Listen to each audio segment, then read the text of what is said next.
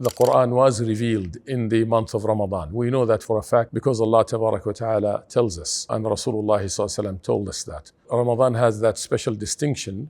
One, the fact that the Quran was revealed in the month of Ramadan. But if you also notice that in the month of Ramadan, what happens is the Taraweeh, Salatul Taraweeh, where the entire Quran is recited from memory, from cover to cover, in, I would say, many masajid across the world. The purpose of that is, number one, to revise the Quran openly and collectively with the community.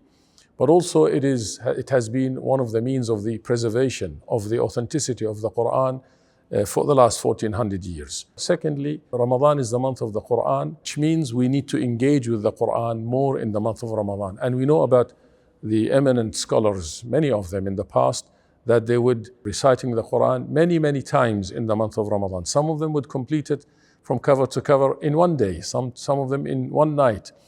And some of the eminent ulama of the past, whether it's Imam Bukhari or Imam Shafi'i or otherwise, they would complete the Quran sometimes extraordinary numbers, 30 times, sometimes the whole Quran, the whole month of Ramadan. Ramadan is not just about reciting the Quran.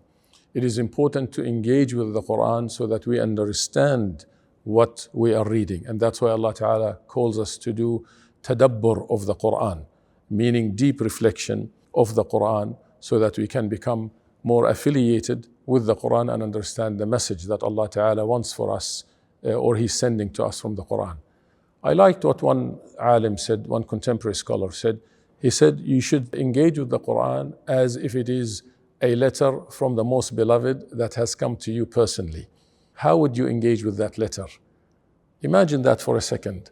Or the most beloved sends you a letter personally directed to you. You would open it with care and you would be very particular about how you read it, and the heart will be fully attentive and the mind will be fully attentive, and you'll try to understand each word and you'll try to reflect on each word and to see the extent to which those words have an impact on your heart. And that's what we should be doing with the Quran in the month of Ramadan.